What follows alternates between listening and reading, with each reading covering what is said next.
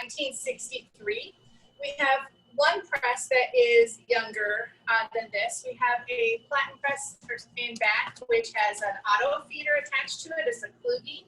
And that press, the press itself is from the 1890s, but the auto feeder is from 1974. This press is also electric, but it is not a platen that opens and closes. This is a cylinder here in the center of the press that's going to roll back and forth along the gear track on the bed of the press. So this has a much larger print area. We can feed a sheet of paper that's about 15 by 22 inches. I would say the live print area that's going to have the quality that I look for is about 13 by 19, but generally that's a little bit bigger than most of our customers ask us to print anyway. This press has 6 rollers, and they are all larger than the ones on my granddad's press. So they can hold a lot of ink, which allows you to maintain your color press run a little bit easier because your ink has already been distributed on the rollers. And as long as you keep it fed, you'll be able to maintain the color a little bit easier.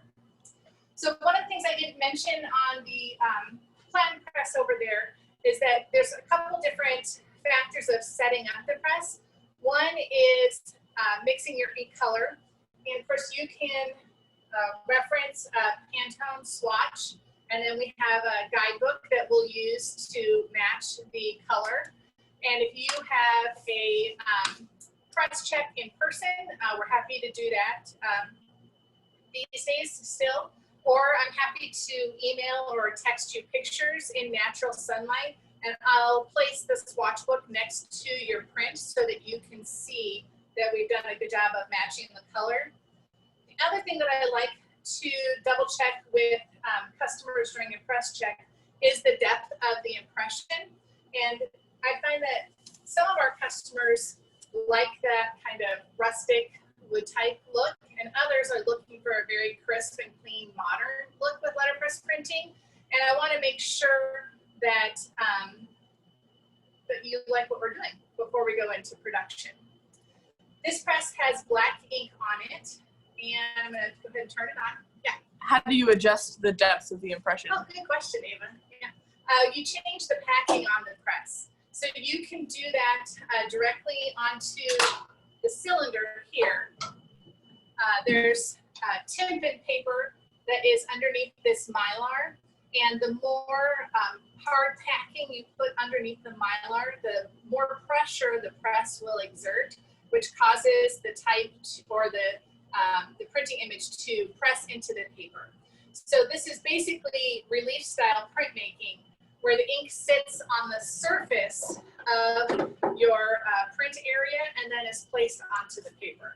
So it can either just be kissed onto the paper, or it can have that bite. Yeah. Jonelle Murphy wants to know how deep you can go with the impression. I think that also depends on the paper. So this is one of those things that I have like my granddad's like voice in my ear a little bit telling me to just kiss the paper and how to use the right amount of ink to get the best transfer onto the paper. But I also understand that what most of my customers are looking for is that bite into the paper. So rather than using the traditional hard packing, sometimes they will use a softer packing, which allows the paper to collapse a little bit more against the type. And I will use a heavier impression when we're using plastic printing plates than I will with any of the vintage stuff that we have here in the shop. Yeah. And what's your preference on like the finish or the surface of the paper? Well, that's a good question. We're going to go through some samples. As a rule, I use rubber-based ink. The only time that I use oil-based ink is for neons or metallics, because that's the only way that they are available to me. But I prefer to use a rubber-based ink because it stays open. It doesn't dry as quickly on the press.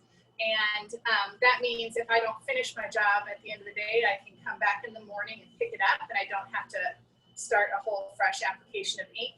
So I use rubber-based ink on uncoated paper. I am going to show you some coated samples today, but primarily we use uncoated paper. customers choose is a paper that has a little toothiness to it and that is not as compressed at the paper mill. So whether we're using handmade paper that's very, I almost said bountiful, but very plush and really takes the impression nicely, or we're using something like Lettra, which again isn't calendared as smoothly at the mill. But I pulled some Mohawk sheets today to print, and we'll go through and take a look at those. I'm hoping you'll be able to see in the camera what the difference is when we get there. So I have a, oh, go ahead. No, I just wanted to thank Ava for asking the questions as we go. Appreciate that, Ava. And I didn't introduce Ava is Allison's daughter, who is helping with the camera today. Hello. So we are, we're lucky here at Igloo to have a collection of old advertising cuts and little printers dingbats, things that printers would have purchased. Just like you could buy a font of Bodoni, you could also purchase a holiday set of dingbats. Would have had a variety of little images that you could use in your printing project. So there's like a handy pack of images. You can also carve a linoleum block if you want to, and bring that in to print. This is a little block that we carved with the state of Ohio. And then we'll build it up to be the same height as the antique wood type and metal type that we have. So anything that we want to print on any of the presses needs to be 0.918 inches from the bottom to the face where the ink sits. We're very lucky in Columbus to have a vendor who actually makes wood type. Scott Moore of Moore Wood Type has created his own business using he uses 19th century technology with a pantograph to actually carve out type. And then he also has a laser cutter. So he will mill blocks of end grain maple, and then you can order replacement letters. So some of the wood type fonts that we have, we didn't have enough vowels to actually make them useful. So he was able to make replacement letters for us, which allows us to be able to use them more frequently. I mentioned that the majority of the things that we print in the shop are plastic printing plates, and I'll come back to that in a second. I have one little thing set up here on press that I wanted to show you. I'm gonna turn the press on, gonna lower the rollers. So these rollers are actually silver, and you can see this top one goes back and forth, and that helps to make sure the color is distributed correctly across the bed of the press so that you don't accidentally end up with a gradient by adding too much on one side, not enough on the other. This little image that I have on press right now is a halftone. So this isn't the way that photographs used to be printed in the newspaper. But in this case, this is my grandparents, and can you see that? I can't, but they used this for one of their holiday cards that he printed. Yes, we can see it. Great. So I am thankful to have the things that he created, as well as some of the more generic like advertising images. the actual block looks like that. Oh, something fell. That's fine. It's all right. So instead of a solid area, it's made up of dots, which you can certainly see in the image when I print it. I am really interested in exploring halftones as a way to add variation in a print run. I wouldn't ever recommend it for type because the halftone pattern is dots and your type would end up looking pixelated. Is the one that you just printed etched or lasered? It's etched. Yeah, it's an acid etching process. And Could you laser it? I've never tried to, you could do line work, laser cut, but I don't know about a half tone. Probably, that makes sense.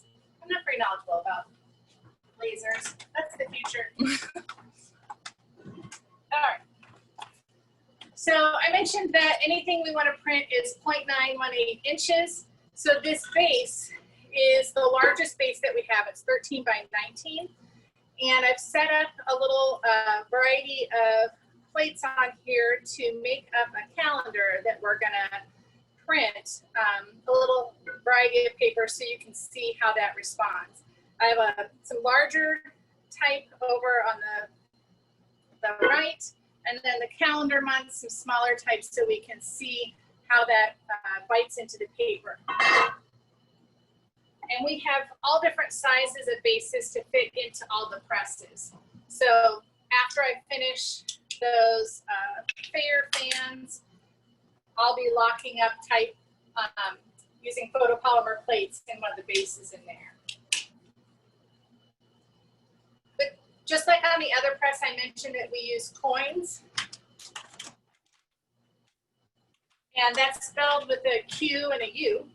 And then you get a key, and that opens up the coin and applies pressure to hold everything in place.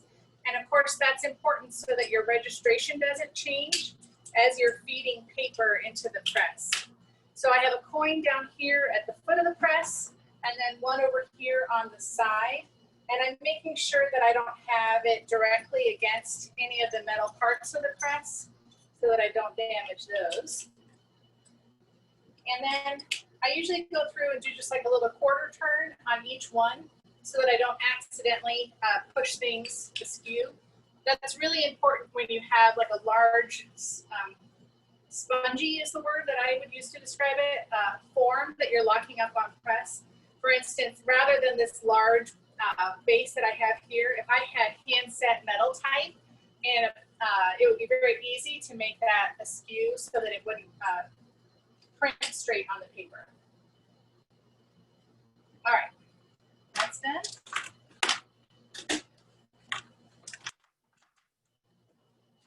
So I'm gonna make sure that there's ink on the press. There is. I'm gonna make sure there's ink on the print form. And I'm gonna do that by taking a trip to the end of the press and back. I'm gonna take the press out of impression mode. There's a lever over here on this side of the press. And then I'm just gonna roll the carriage down and back. You can adjust the height of the rollers depending on what you're printing. Sometimes when I'm printing a large linoleum block or a large wood type area, like I mentioned before, that's a little bit thirstier. It actually absorbs a little bit of the ink. I find that when I'm printing with photopolymer, I print with less ink.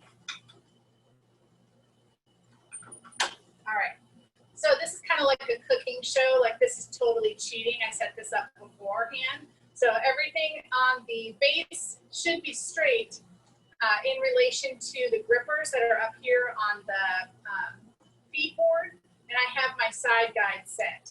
So if I am consistent in putting my paper up against the side guide and underneath the grippers, then every print will end up being in the exact same spot on the paper. So there's a foot pedal that raises these grippers, and I can move the paper into place and then lower the grippers. Let me show these guys too. Oh, okay.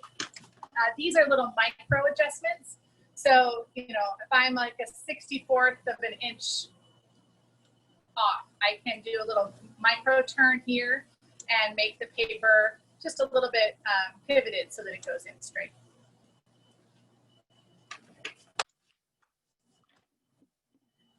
This is a little bit of a long, narrow piece of paper. So I'm going to keep my hand on the paper to make sure that it doesn't fishtail.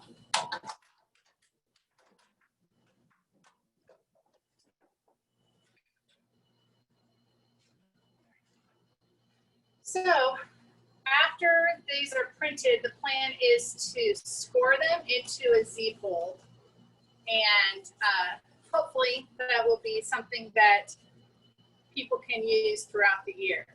This is the Mohawk Renewal paper made from straw, and I love this color. I'm feeling the impression, and I guess that's one thing that often people are surprised at, is in general, I like to print with a little less ink than some other printers that I know. The reason is that I like to be able to look into the type of impression in the paper, and I want the ink only to be sitting at the bottom of the impression. I don't want it to be coming up the wells that are created when the type bites into the paper. So I would say this is lovely coverage on this solid. This is just bordering on too much ink for me, but I love how legible it is. So there's a sweet spot on a print form like this, and making sure this larger type looks nice and solid and filled in, but not flooding and having a bleed on the little type there. Allison, that paper, that looks great on that paper. I'm glad we picked out the wheat. Yeah. It's quite a tumnel. I think it fits the season. I noticed that there is a little bit of ink transfer. I forgot to clean off the Mylar packing, so I can see a faint ink transfer here on the back, but I'm not seeing a lot of bite showing through or bruising on the back of the paper. So I'm going to experiment by adding a little bit more packing to the press and see if we can get a little bit more bite into the paper. Do you generally avoid bruising, or do you see it as a mark of a good impression? I would say that's a controversial statement, question. Yes. It depends, I think, on the customer's request. When I know that the customers who buy our greeting cards, some of them are buying it for the sentiment, but some of them are buying it to see that bite into the paper. So on a greeting card,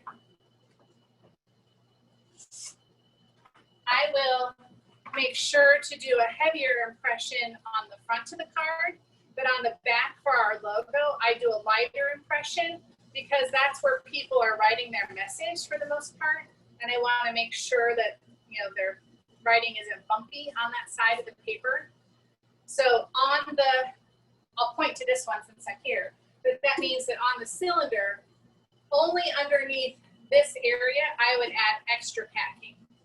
Sometimes when I'm doing an invitation or a business card, I'll do something just for the bride and the groom's names or whoever the business card is. You can get very specific about the packing that you do to only have an increased impression in a certain area. And you do 2 passes on the cards for the logo, and no, you don't? I do them as 1 pass. So how do you make the impression different? Because I only add packing in certain areas on the press. So rather than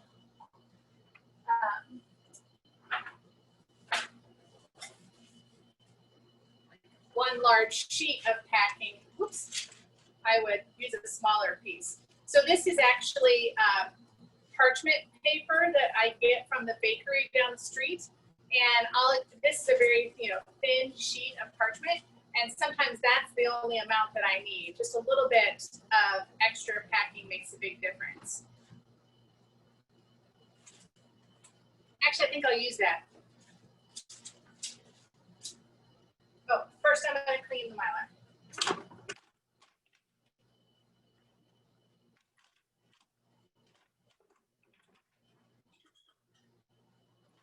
So I've got a shop rag, got the press, just in trip mode so I don't over ink. I've got the rollers raised because I don't want to have extra ink onto the plate. And I'm just going to wipe down the cylinder to make sure that we don't continue to get that ink transfer. And you use California wash? Yeah, I use a solvent called California wash because we're not, we don't have a separate venting area above each press. And that is supposed to be a little bit nicer for my brain. It's like a less toxic mineral spirits. All right, so I'm not going to take the time to take the Mylar off and add that packing separately. I'm just going to feed it underneath the sheet of paper.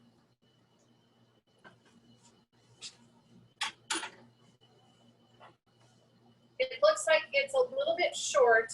We're not going to get it all the way to the end of the paper, but the experiment is still valid, and we'll be able to see if it adds enough to increase the impression. Rollers are down, paper is in.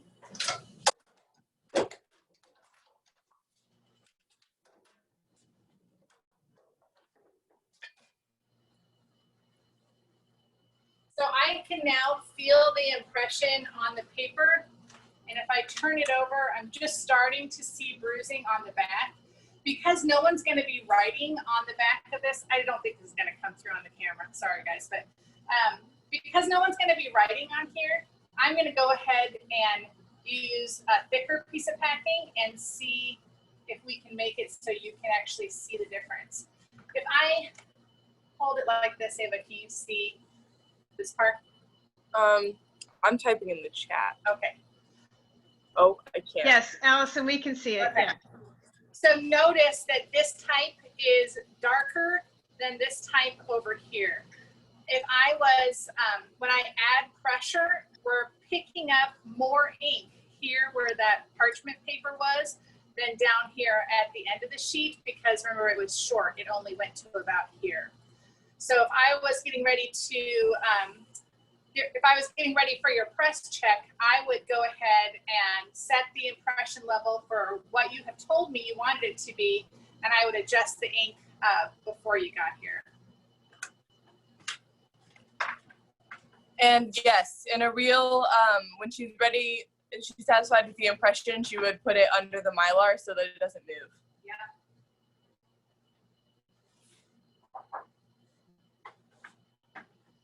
All right, this is going to be a big jump.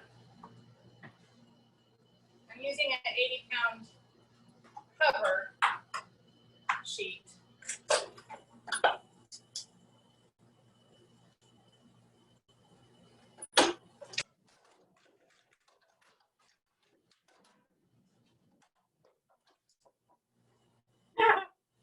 It didn't perforate the paper, but now it's really, Oh, yeah, it is. can you see? That's really punched through on the back. So let's look at the type. I need to get my cheaters out and look at the ink under the light to make sure that we're really happy with that ink coverage. But I like it with the heavy impression. Let me get the other one so you guys can compare. You want to hold this one, Ava?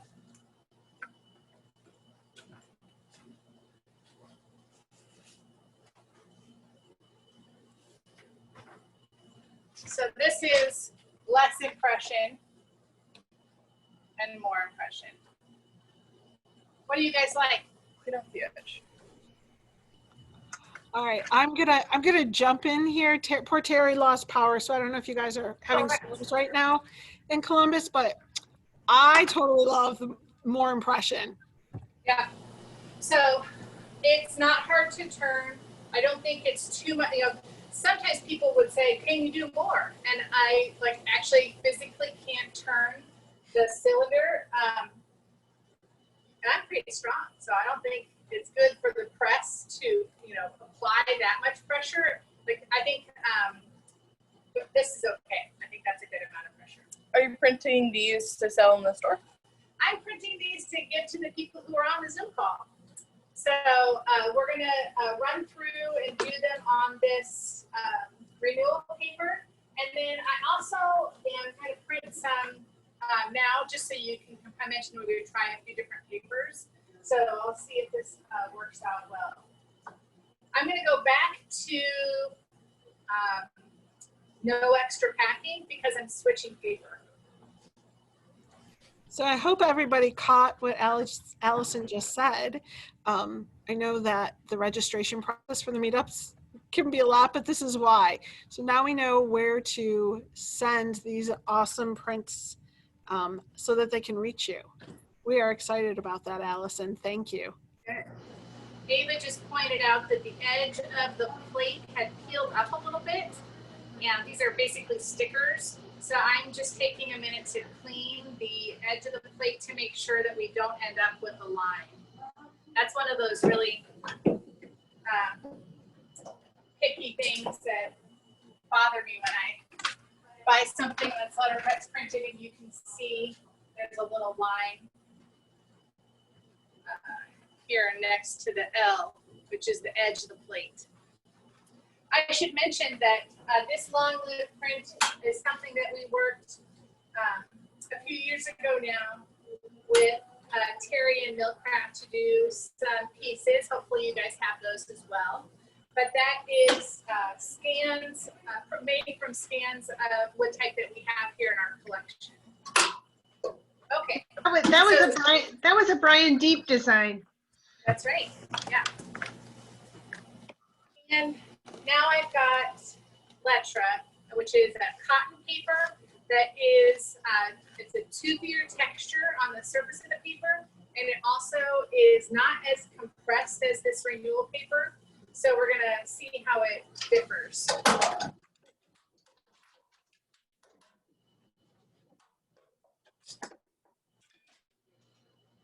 right, the first big difference that I notice is with the larger type. It's a thirstier paper, it's a toothier paper, so you're gonna see more texture in that larger type. And I'm assuming different additives are used in the paper making process. I'm not as familiar with that. But this little type has a stronger impression just in the first pass without adding any extra packing compared to the other paper that we used. One thing that I try to be conscious of when we're adding pressure, I don't know if you can see, but I pulled the paper sideways though, but this is actually bowing from the amount of ink that is being absorbed into the paper and the pressure. And I have had some customers who've been surprised, you know, when the project is done, that it's actually not flat anymore. So I have to be careful to make sure that that's something we point out when we're setting up to go into production. But even though it's not as solid, I do personally enjoy that kind of salty ink coverage that you see on the larger type. I'm going to add a little packing for this one too.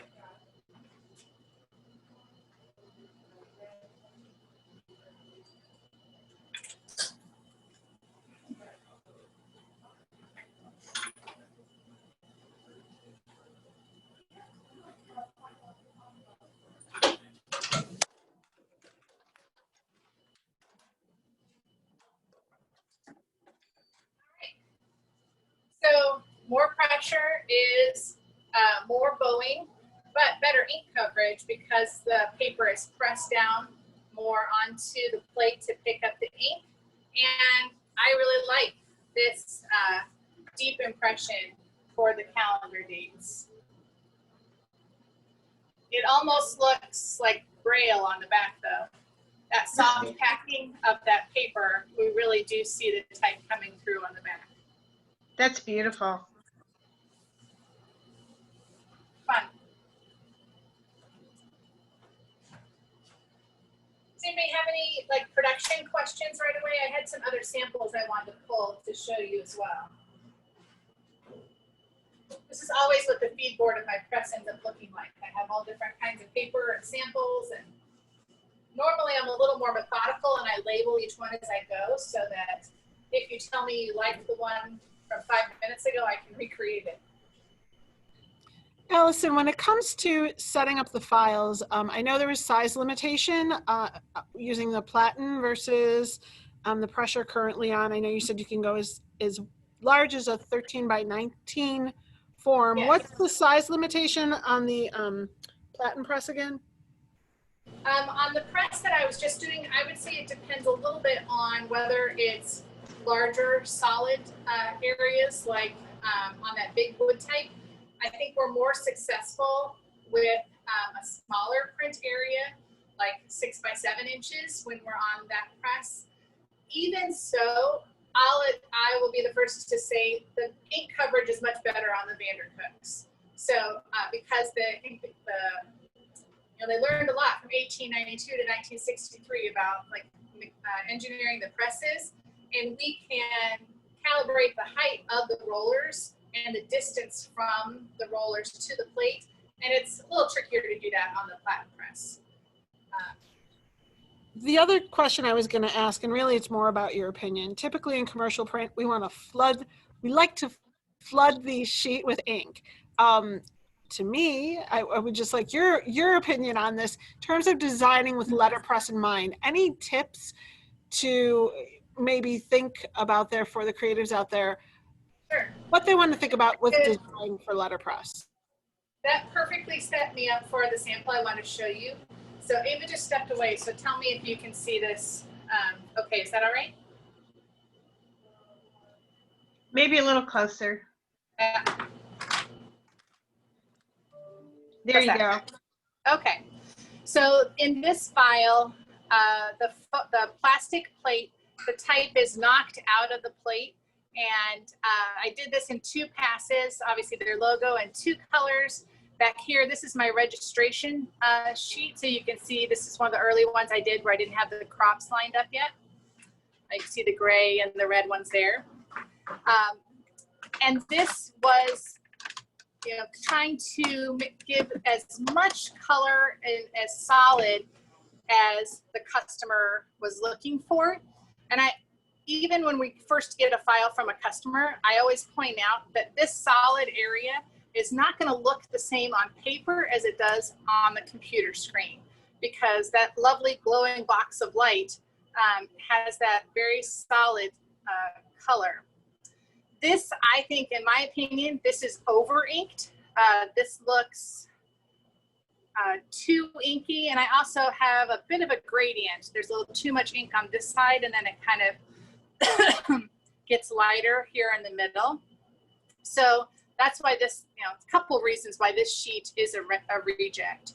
Let me show you what the customer ended up choosing.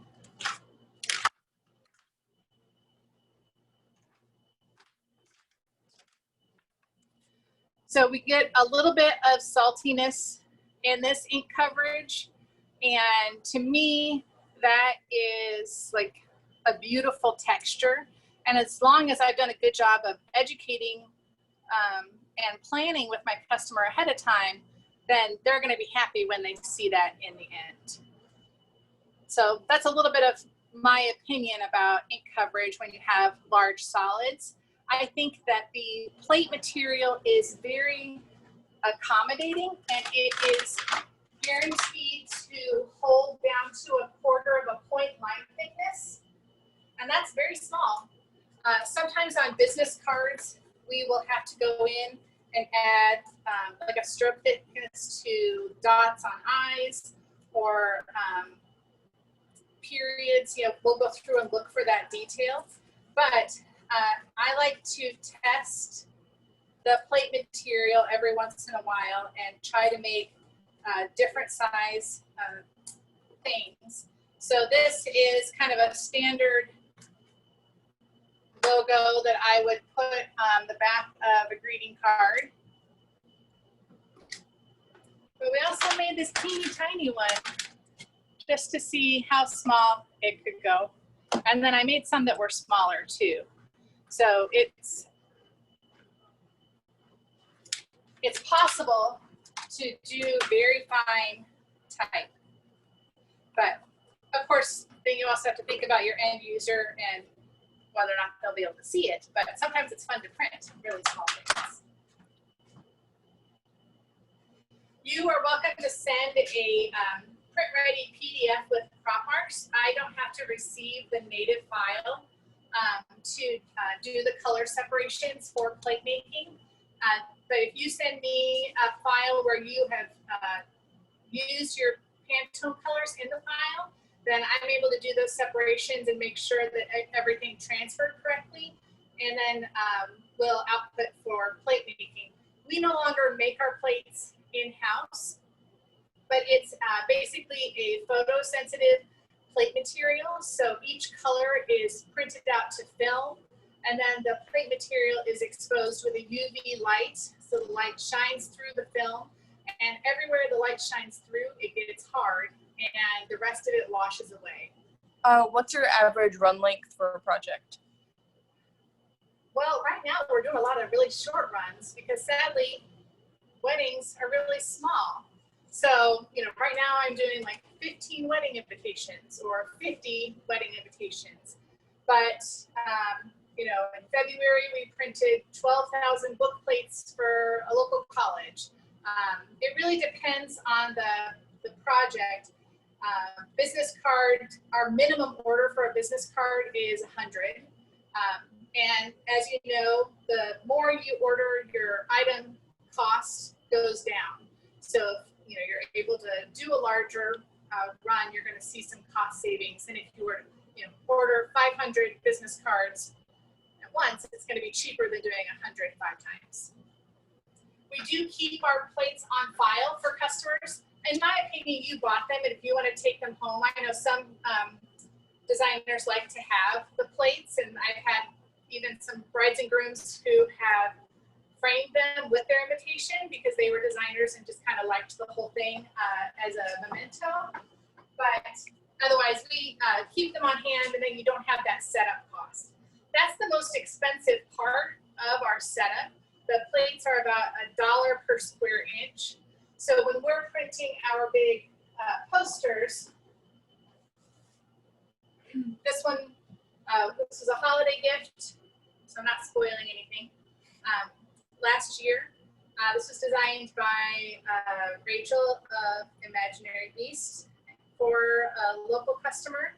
And this was printed from a plastic plate, but obviously in the kind of style of a linoleum block print. And so an 11 by 14, I can't do that quick math in my head. What? 11 times 14, that's many dollars for just the plate to get set up. Conversely, if you wanted to, that's why I pieced together this rather than ordering one big plate. It's less expensive for me to piece it together that way. And I'm happy to be thrifty for you in the same way that I am for myself. I pulled a few samples, so I'm going to take a minute and show you those. This is a invitation that we printed. I'll show you the back first. And one of the things I think that's interesting about this invitation is that, again, that swollen area that you can see there. So if I turn it around, you can see that's the initial letter. This is the groom. In this case, the groom was the designer, and he was able to send this to us for printing, and then he had a wax seal and additional handwork that they did on the invitations after we printed them. This is not a metallic. It's close to the PMS 875, the metallic kind of bronzy color, but these were all Pantone mixes that we did for him. In the background here of the initial letter is a halftone of that color, so you can see it's much lighter in that area.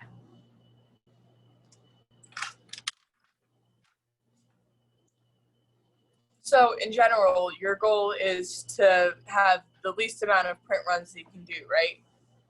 Well, there's cost per print runs. It doesn't double every time, but I think there's also something about the, like every once in a while I get like a project that's 6 runs, but most of the things that we print are 2 or 3 runs. And by doing the halftones, you can combine them to make different colors and like shades and stuff. Yes. Will you get the Dahlia's poster for me? Yeah. Okay. This poster was done, this is a set of,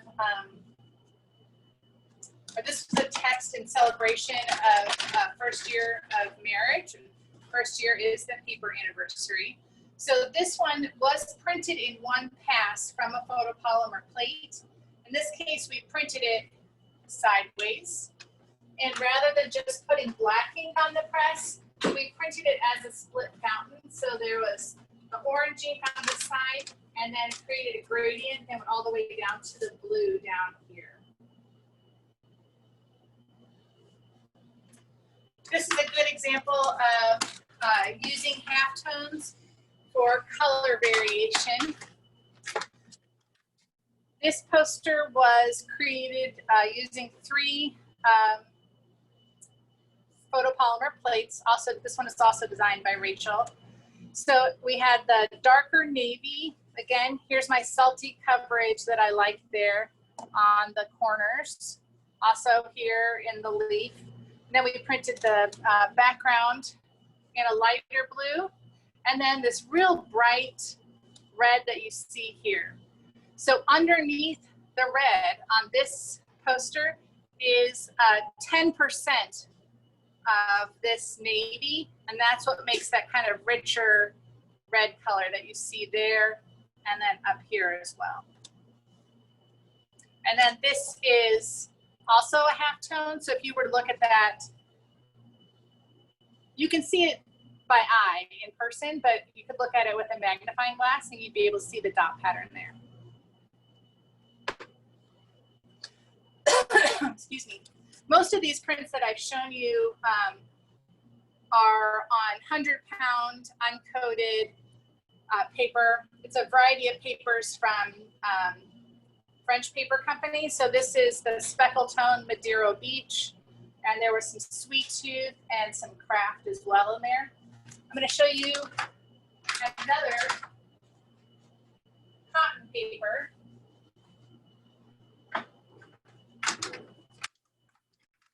This is a presentation folder that we printed. You see the impression on that. So this was done in 2 passes for the blue and then for the red. And if we open it up,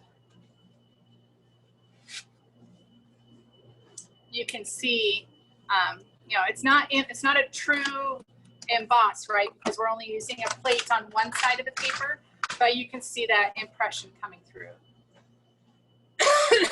Excuse me. And then I can't do a letterpress demo without talking about a blind impression. So on this booklet that we did for CCAD, the cover was printed in 3 print runs. Once the black, 2 the red, and then once without any ink, just pressing the plate into the paper. We printed this as a larger sheet that has a gatefold in front and in back so that the covers would be a little bit sturdier. And then if I open it to the spine, you can see we hand stitched that just using a needle and thread. But that cotton paper has a nice texture to it. What's your die cutting? Okay. Go ahead, Ava. What's your die cutting process? It depends on the size. If it is a small die, I'll load it on my granddad's press and use a metal packing behind the paper so that I don't cut into the platen. I want to make sure I keep that in good condition for printing. But if it's a larger one, then we'll work in combination with a local vendor here in town. And sometimes we will also do, I have to ask Stephanie what it's called. Stephanie from Hopkins has the cool cutter. The Zun pad cutter. Yeah. Yeah. Yeah. And, you know, and the cost of die cutting on a project, sometimes we're better off doing the cutting it rather than die cutting, because if the, sometimes the cost of making the die itself can be expensive. So Allison, on the hand stitching that you did, Yeah. so that's a lot of work. So like, how big a quantity did you end up doing? I don't remember on this job, but I really love making books, and I kind of feel like it just makes, I really love doing that kind of repetitive task. So if it's more than 1,000, then I would ask for extra time. You know, it kind of depends on the timeline of the project. We do a lot of soft cover books that are designed, like this is kind of a piece to talk about fundraising. We'll do that quite a bit. We also do a lot of book projects that are like portfolios. So this is an opaque white ink on a coated paper for bookbinding. And then it's wrapped around boards and drilled. And then the pages, of course, were digitally printed. For the soft cover binding, we punch all of the holes using a cradle and an awl. Yeah. I'll also print on leather. This is black on black. This may not have been the best sample. Can you see that one? Yeah. Yeah. And so the leather holds an impression. If we're printing on cloth, it often doesn't hold an impression as much. But then, inside this spine, this book has, I believe, 6 sections of pages, but this one was all hand sewn as well. And I made 20 copies of these, as opposed to, sometimes we get a book project that is very, specialized to a family. This was a story about the matriarch of the family and her life, and we only made 2 copies of this book. Local poet had us do a collection of his writing. This is that 875 metallic on hot fudge brown paper, and then printed the spine with that same color on a book cloth.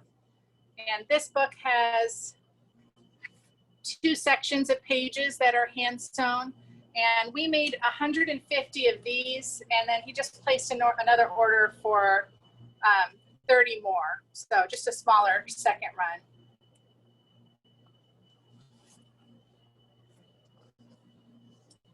But I love books because what we can do is so different than what people can order online, that we're able to get down to what color of thread do you want me to sew with.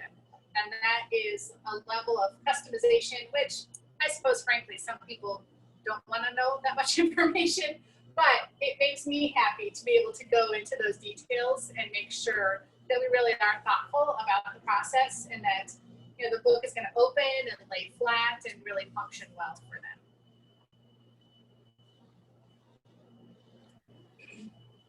So Allison, why don't you tell us why you are named Igloo Letterpress? Oh, well, we moved to Ohio in 2008, and before that I was living in Minnesota. And right after I graduated from college, I had the opportunity to get my granddad's press.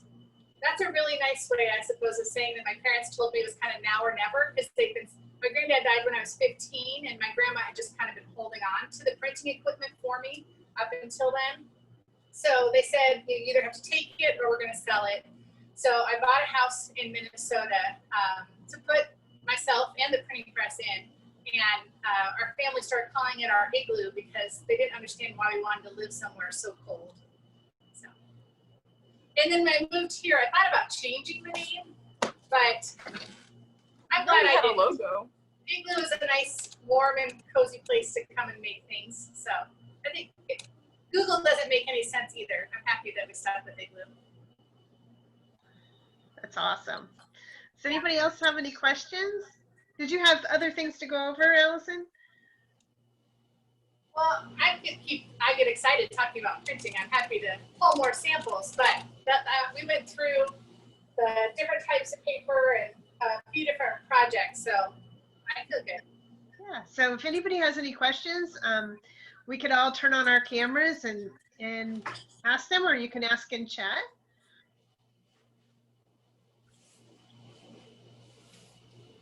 So Allison, when we get past this pandemic, I'm curious if you do small group maker events. Yes. And yeah, that's one of the hardest things right now, is that our shop is open in the afternoons. So right now I will work on custom projects in the morning, and then we have the shop open in the afternoons. But once we get back to normal, we'll open classes again. Every month in the past, I've offered an intro to letterpress and an intro to bookbinding. And those are really skill building classes that someone thinks, maybe they want to have a press someday, or they really want to be able to do their own book project at home. And we get into, in the letterpress class, we get into setting type, I also do an intro to letterpress for designers, which is more about file prep. And then I have a collection of samples that I give to designers so that they, they may not have their own samples to be able to convince a customer to do a letterpress project. So I like to be able to pass out some samples with different paper so that they can show those to people and people can feel that, the tactileness of the paper. So we'll get back to it. And then sometimes we have like a print for all. So you and a group of friends can come in with a bottle of wine and use the type to create your own note cards. Sometimes people like to print coasters, and we will also get back to doing bookbinding classes once we're a little bit further down the road, I think. Although I must say, if you are ever in Worthington and her shop is open, stop in and she'll be happy to help you to make a book out of her little book making situation area. Yeah, the book bar is open. So the book bar is in our store, and it's like the Chipotle of bookbinding. So you get to choose your cover. We have some covers that we letterpress printed here in the shop, and then we have some solid ones in case you want to design your own. And we have grid paper, lined paper, plain, obviously, and then comic book squares. And then you get to choose the color of thread that you want to sew. So we have a little pocket size, like 3.5 by 5, one that's like 4.25 by 5.5, and then one that is the same size as the book that I showed you before. And that is a nice size for like bullet journaling or like keeping a diary. But this is also a nice size for little hands who are writing on the page. So if you have a child that you want to bring in and do the project together, it's a good match with getting an ice cream cone across the street or heading to the bakery. It's pretty easy, Lynn, as a parent. What'd you say? If you fill it out, get a discount. Oh yeah, and then if you finish, I love making books, but I don't want people to go home with a blank book that's too precious that they don't want to use. So if you fill up the book and bring it back, then you get a discount on your next one. Because I do want people to use the things that they make. We have some kits that you can take home. So if you wanted to try that bookbinding stitch at home, we'll put together an awl and a needle and thread and your pages and send it to you, and you can do a bookbinding project at home. We also make paper pumpkins that we sell this time of year, which is a folding and gluing project. I'm doing a limited edition pumpkin this year that has it's going to have this wood type jumble on it. This is the first pass, and I don't have a lot of restraint when it comes to doing these types of wood type jumbles, so I'm going to overprint it a few times. You may not actually be able to read it when I'm done with it, but it'll be a lovely orange variety of colors on there. This is a jumble that I did a few weeks ago. So this is Pantone yellow, processed blue, red 32, and then black with overprinting. So I just flipped the paper 180 degrees and then shifted it left and right. So this went through the press 4 times. I was trying to think through some overprinting ideas to do some stuff for the holidays. And I'm kind of in love with red 32 right now. I didn't love how it kind of got a little brown in here, but red 32 is my favorite go-to red right now. I love that. I don't know what to do with it, Terry, so if you have any ideas. I was thinking about cutting them up and using them as postcards with people's online orders. But you can't tell what it says. But this was an exercise for me in the middle of our quarantine times, looking for a little magic and delight is what it says. I needed to do some stuff just for fun, which it was. Awesome. Yeah. And then this is just on chipboard.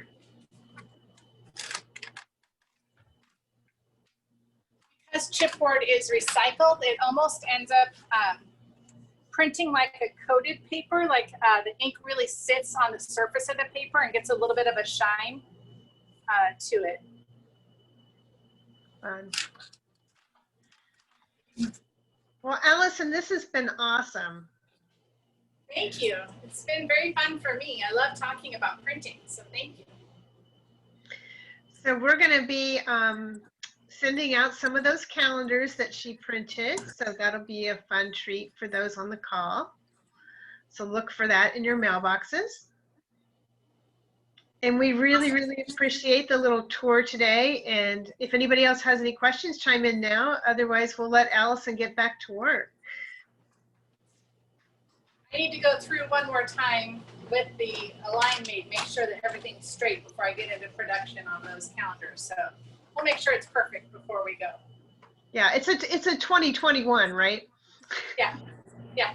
We don't want to think about 2020 anymore. No, I'm just looking ahead. Yeah, looking ahead to 2021 all the time.